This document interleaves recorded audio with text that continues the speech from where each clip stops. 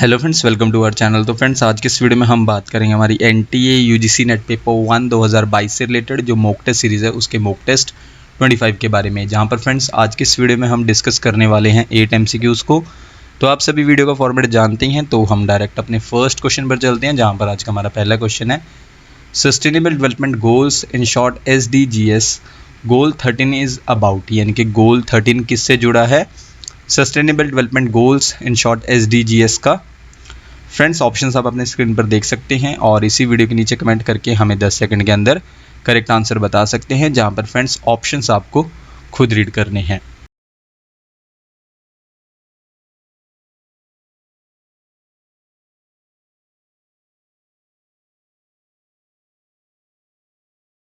इनमें से sustainable development goal 13 जुड़ा है ऑप्शन डी क्लाइमेट एक्शन, यानी कि जलवायु कार्रवाई से। जहां पर फ्रेंड्स गोल 13 SDG का, इसमें क्या है? अर्जेंट एक्शन लेना है कॉम्बैट करने के लिए, निपटने के लिए। किससे? क्लाइमेट चेंज से, यानी कि जलवायु परिवर्तन से और उसके प्रभावों से, इम्पैक्ट से। इसके अलावा फ्रेंड्स हम अदर ऑप्शंस के बारे में बात कर लेते हैं, जहां पर हमारे पास ऑप्शन ए था अफोर्डेबल एंड क्लीन एनर्जी, यानी कि सस्ती और स्वच्छ ऊर्जा। ये जुड़ा है SDG गोल 7 से। इसके बाद फ्रेंड्स हमारे पास ऑप्शन बी पर था piece justice and strong institutions, यानी कि शांति, न्याय और मजबूत संस्थान। ये एसोसिएट हैं सस्टेनेबल डेवलपमेंट गोल 16 से। और ऑप्शन सी पर था हमारे पास जीरो हंगर, यानी कि शून्य भूख। ये जुड़ा है सस्टेनेबल डेवलपमेंट गोल 2 से। इसके बाद फ्रेंड्स हम अपने नेक्स्ट क्वेश्चन पर चलते हैं। क्वेश्चन नंबर 2 है विच of the following was not open for signature at the earth summit in Rio de Janeiro from 3rd to 14th जून इन 1992, यानी कि इनमें से कौन सा 1992 में 3 से 14 जून तक रियो डी जेनेरियो में पृथ्वी शिखर सम्मेलन में हस्ताक्षर के लिए नहीं खोला गया था?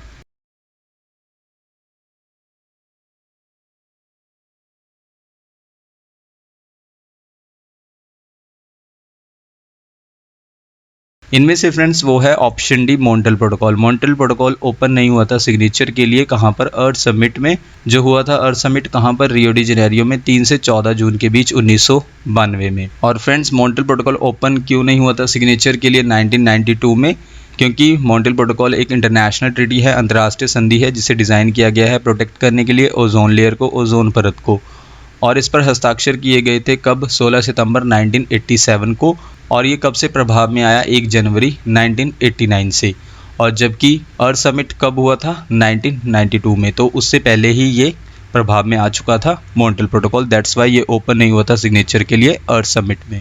इसके बाद फ्रेंड्स इस क्वेश्चन को हम थोड़ा डिस्कस कर लेते हैं। सबसे पहले फ्रेंड्स हमारे पास है अर्थ समिट। अर्थ समिट को हम जो है कई नामों से जानते हैं, जैसे कि United Nations conference on Environment and development, in short UNCED, Rio de Janeiro earth summit, the Rio summit, Rio conference, earth summit, Portuguese में इको 92 के नाम से भी इसे जाना जाता है। और ये एक मेजर यानी कि मुख्य यूनाइटेड नेशंस कॉन्फ्रेंस है जो हुई थी रियो डी जेनेरियो में, ब्राज़ील के 3 से 14 जून के बीच 1992 में।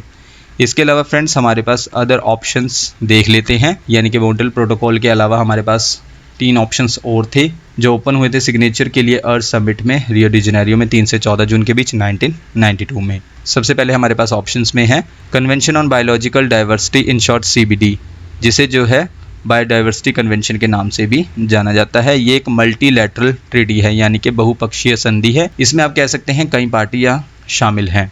ये कन्वेंशन ओपन हुआ था सिग्नेचर के लिए अर्थ समिट में रियो डी जेनेरियो में 5 जून को 1992 में। और कब से प्रभाव में आया? 29 दिसंबर 1993 से। और इसके 2 सप्लीमेंट्री एग्रीमेंट्स हैं, एक तो कार्टेजेना प्रोटोकॉल और दूसरा है नागोया प्रोटोकॉल। इसके बाद फ्रेंड्स हमारे पास ऑप्शंस में था UNFCCC। तो फ्रेंड्स सबसे पहले आपको UNFCCC का फुल फॉर्म पता होना चाहिए, United Nations Framework Convention on Climate change. ये क्या है? एक इंटरनेशनल इन्वायरमेंटल ट्रीटी है, यानी कि एक अंतर्राष्ट्रीय पर्यावरणीय संधि है। रिड्यूस करने के लिए ग्रीन हाउस गैसों का जो एमिशन होता है उसको रिड्यूस करने के लिए है। और उसी के साथ इसका एम क्या है कि प्रिवेंट करना है, रोकना है जो डेंजरस यानी कि खतरनाक एंथ्रोपोजेनिक मानव जनित इंटरफेरेंस होता है किसके साथ? अर्थ के क्लाइमेट सिस्टम के साथ, उसको रोकना है। इसके बाद फ्रेंड्स हमारे पास नेक्स्ट पॉइंट में है United Nations Framework Convention on Climate change, in short UNFCCC को अपनाया गया था 9 मई 1992 को और ओपन हुआ था सिग्नेचर के लिए कब? 4 जून 1992 को। कहाँ पर?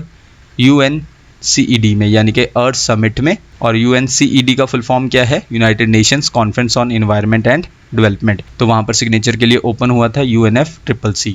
इसके बाद फ्रेंड्स हमारे पास ऑप्शंस में था UNCCD यानी कि friends United Nations Convention to Combat Desertification. सबसे पहले फ्रेंड्स आपको डेस्टिफिकेशन पता होना चाहिए। ये एक प्रोसेस है जहाँ पर इस प्रोसेस में क्या होता है कि जो फर्टाइल लैंड है यानी कि उपजाऊ भूमि है वो बन जाती है डेजर्ट यानी कि रेगिस्तान बन जाती है। और उससे रिजल्ट क्या रहता है? उससे जो है ड्रॉट की सिचुएशन पैदा हो जाती है यानी कि सूखे की सिचुएशन पैदा हो जाती है। डिफोरेस्टेशन होता है, वनों को नुकसान पहुंचता है। और इनएप्रोप्रिएट एग्रीकल्चर यानी कि उपयुक्त नहीं रहती है वो लैंड एग्रीकल्चर के लिए, कृषि के लिए। इसके बाद फ्रेंड्स वो कंट्रीज़ जो एक्सपीरियंस कर रही हैं सीरियस ड्रॉट और डेस्टिफिकेशन, वो मेजर कंट्रीज़ अफ्रीका में हैं।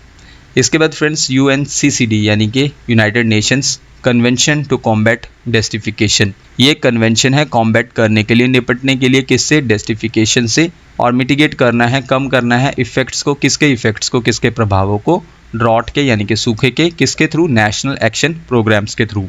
इसके बाद फ्रेंड्स ये कन्वेंशन जो है द ओनली कन्वेंशन है, सिर्फ यही एक ऐसा कन्वेंशन है जिसका स्टार्टअप हुआ है यानी कि शुरुआत हुई है रियो कॉन्फ्रेंस एजेंडा 21 के डायरेक्ट रिकमेंडेशन से।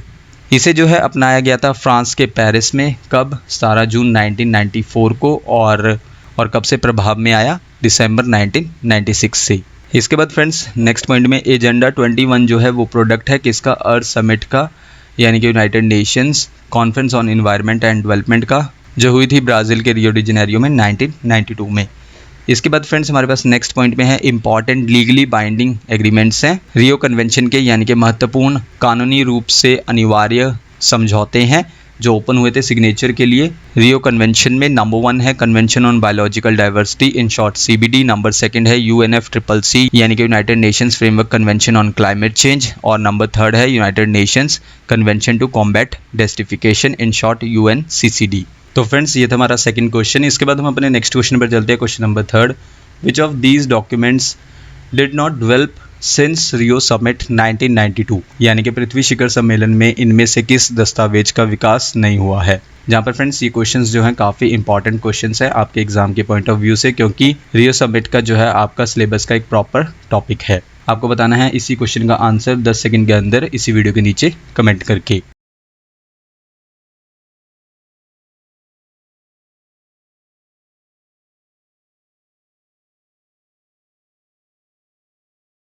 इनमें से वो डॉक्यूमेंट है जो डेवलप नहीं हुआ है रियो समिट 1992 में। Option D global agenda.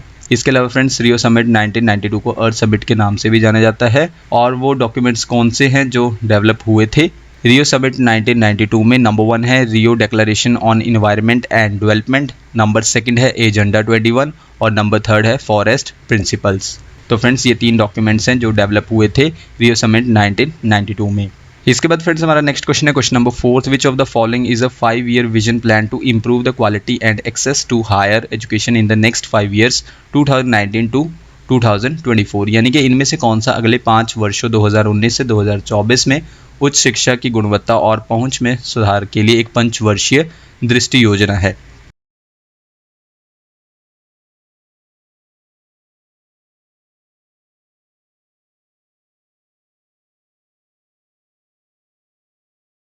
इनमें से फ्रेंड्स वो 5-year विजन प्लान है। ऑप्शन डी इक्विप, जहाँ पे फ्रेंड्स इक्विप स्टैंड्स फॉर यानी कि इक्विप का फुल फॉर्म क्या है? Education quality upgradation and inclusion programme. ये फुल फॉर्म है इक्विप का, जो कि 5-year विजन प्लान है इम्प्रूव करने के लिए क्वालिटी और एक्सेस को हायर एजुकेशन के लिए अगले 5 सालों में। कब से कब तक? 2019 से 2024 के लिए।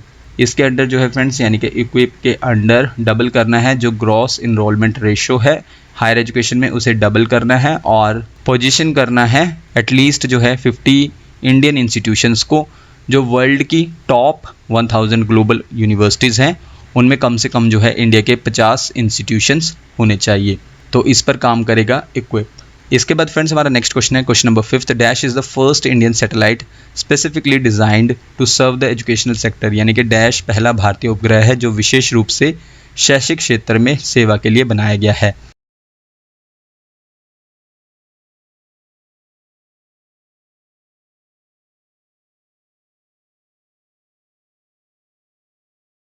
इनमें से वो है friends option A GSAT-3। GSAT-3 जो है फर्स्ट इंडियन सैटेलाइट है जिसे स्पेसिफिकली डिज़ाइन किया गया है सर्व करने के लिए एजुकेशनल सेक्टर को। GSAT-3 को फ्रेंड्स एजुसेट के नाम से भी जाना जाता है और ये एक कम्युनिकेशन सैटेलाइट है जिसे लॉन्च कब किया गया था, 20 सितंबर 2004 को। किसके द्वारा? इसरो द्वारा, यानी कि इंडियन स्पेस रिसर्च ऑर्गेनाइजेशन द्वारा इसे लॉन्च किया गया था 20 सितंबर 2004 को। और friends Edusat first Indian satellite है जिसे बनाया गया है सर्व करने के लिए एजुकेशनल सेक्टर को। इसके बाद फ्रेंड्स हमारा नेक्स्ट क्वेश्चन है, क्वेश्चन नंबर 6 में आपको बताना है dash is a centrally sponsored scheme launched in October 2013 that aims at providing strategic funding to higher education institutions throughout the country. यानी कि डैश अक्टूबर 2013 में शुरू की गई केंद्र प्रायोजित योजना है जिसका उद्देश्य पूरे देश में उच्च शिक्षा संस्थानों को रणनीतिक वित्त पोषण प्रदान करना है।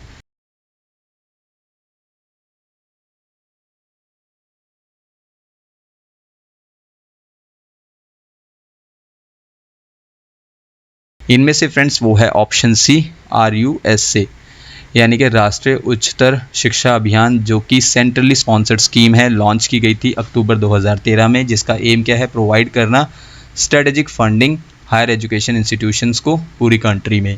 इसके बाद फ्रेंड्स हमारा नेक्स्ट क्वेश्चन है, question number 7 dash is an initiative for online professional development of 15 lakh higher education faculty using the massive open online courses in short MOOC platform Swayam, यानी कि डैश बड़े पैमाने पर खुले ऑनलाइन पाठ्यक्रम प्लेटफॉर्म स्वयं का उपयोग करके 15 लाख उच्च शिक्षा संकाय के ऑनलाइन पेशेवर विकास के लिए एक पहल है।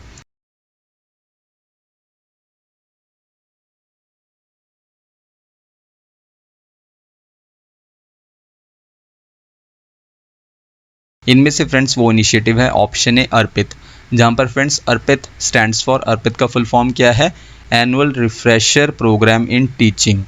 ये एक इनिशिएटिव है किन के लिए? जो 15 लाख हायर एजुकेशन फैकल्टी हैं उनके ऑनलाइन प्रोफेशनल डेवलपमेंट के लिए है। कौन सा इनिशिएटिव? अर्पित, यानी कि annual refresher programme in teaching उनके लिए है। और किसका यूज़ किया जाएगा? जहां पर massive open online courses platform है स्वयं, उसका यूज़ किया जाएगा। और फ्रेंड्स आज का हमारा लास्ट क्वेश्चन है, क्वेश्चन नंबर 8 में आपको बताना है Swayam platform is indigenously Ministry of Education and All India Council for Technical Education in short AICTE with the help of dash, यानी कि स्वयं मंच स्वदेशी रूप से शिक्षा मंत्रालय और अखिल भारतीय तकनीकी परिषद AICTE द्वारा डैश की सहायता से विकसित किया गया है।